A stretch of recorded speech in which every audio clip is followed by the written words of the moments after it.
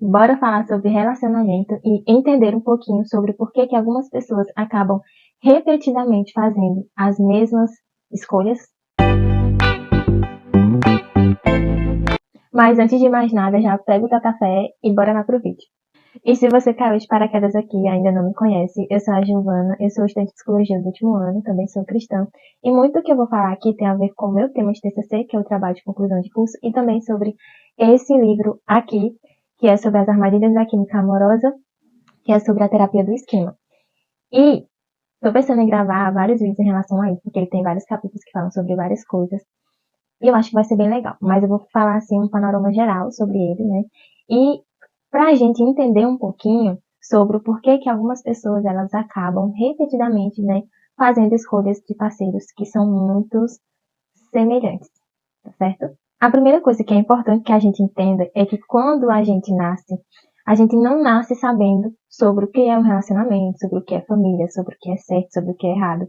Então, nós vamos aprendendo isso ao longo do tempo. Então, nós vamos aprendendo o significado dos diversos conceitos. Dentro deles, o conceito de relacionamento, o conceito do que é família.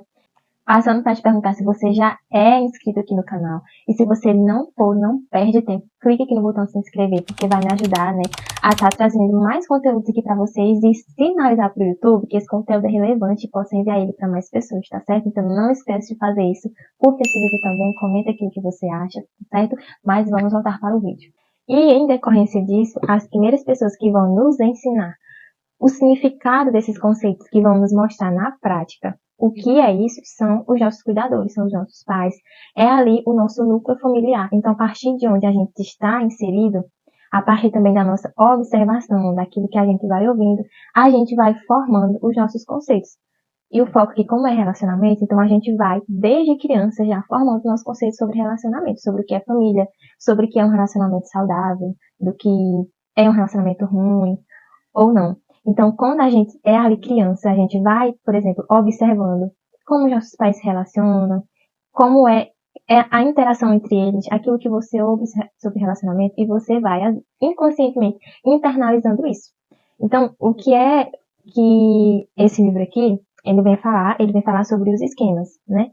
Giovanni, o que são esses esquemas? Os esquemas, eles são aquele conjunto de pensamentos e de comportamentos que a gente vai construindo, principalmente ali na infância e na adolescência, né? A gente constrói isso e a gente leva para a nossa vida adulta. Então, muitas das nossas escolhas hoje é com base naquilo que a gente construiu lá atrás, que são os esquemas, né, os caminhos que a gente foi traçando na nossa mente, na nossa vida, aquilo que a gente foi aprendendo, que modela, por exemplo, as nossas escolhas, o modo como a gente vai pensar sobre algo, como a gente vai reagir diante de uma determinada circunstância, por exemplo. E esses esquemas, esses pensamentos, esses comportamentos, eles podem ser tanto funcionais como disfuncionais. Como assim? Eles podem te levar a fazer escolhas assertivas, como também podem te levar a fazer escolhas muito, né, desastrosas. E a gente vai falar um pouquinho sobre isso, né, dentro dos relacionamentos. Algo que eu estou estudando bastante para o meu TCC é sobre a intergeracionalidade. Como que a família, ela influencia, né, no comportamento, na perpetuação do comportamento da violência conjugal no futuro. E como que essa vivência no núcleo familiar, quando há, digamos ali, uma violência no seio da família, como que isso influencia nessa perpetuação da violência e também nas escolhas amorosas, né, que essas mulheres vão ter na vida adulta, com base, né, nas relações familiares que ela teve ali na infância. E uma coisa interessante a se falar sobre isso é que quando eu estava lendo os artigos, algo que era bastante unânime assim, nas entrevistas é que durante a fala, né, de algumas pessoas que vinham trazendo os artigos, é que já existia ali no seio da família, entre o pai, a mãe, entre os cuidadores, a violência. Então, no futuro, assim, quando elas se tornaram adultas, elas acabaram, né, escolhendo parceiros que também tinham esse mesmo tipo de comportamento. E o interessante sobre isso é que os sinais da violência, de comportamentos que não eram tão saudáveis, já estavam ali presentes no namoro, sabe? Então, uma coisa que foi unânime que eu encontrei nos artigos, por exemplo, é a questão do ciúme muito exacerbado. Então, quase em todos os casos dos artigos que eu li, as mulheres elas relatavam que o parceiro já tinha um ciúme muito exacerbado, ou então já tinham comportamentos pequenos de violência, e quando casaram, esses comportamentos eles se intensificaram. E aí, agora eu vou ler um trecho desse livro para vocês que reforça basicamente isso que eu falei, sobre essa repetição de escolhas que são muito semelhantes. E ele fala assim: a química esquemática consiste na atração por relações que ativam nossas dores emocionais mais profundas e nos aproximam das situações que um dia já foram comuns para nós. Por serem situações conhecidas, tendemos a nos adaptar a elas com mais facilidade. Uma pessoa que recebeu desprezo e rejeição na infância pode perceber como comum vivenciar situações assim em seus relacionamentos afetivos. Afinal, foi o que ela recebeu de pessoas muito significativas em sua vida, seus cuidadores, por exemplo.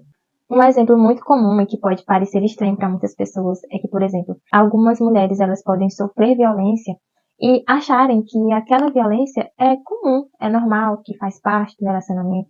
Mas porque ela vivenciou isso muitas vezes e via, por exemplo, a mãe sendo agredida. Não, minha mãe era agredida também no relacionamento, então ela viveu muitas pessoas que viviam relacionamentos assim, então é como se para ela fosse comum, faz parte, entendeu? Ali do que ela aprendeu. É muito diferente de uma pessoa que, por exemplo, que viveu em um contexto completamente diferente, que houve coisas completamente diferentes, que viveu um relacionamento com os pais, de que nunca houve isso. Então, quando, se, por exemplo, chega isso a acontecer, então para ela aquilo é algo que não, isso não existe, isso não pode acontecer. Enfim, por quê? Porque ela aprendeu que aquilo não é saudável. E a gente sabe que não é saudável.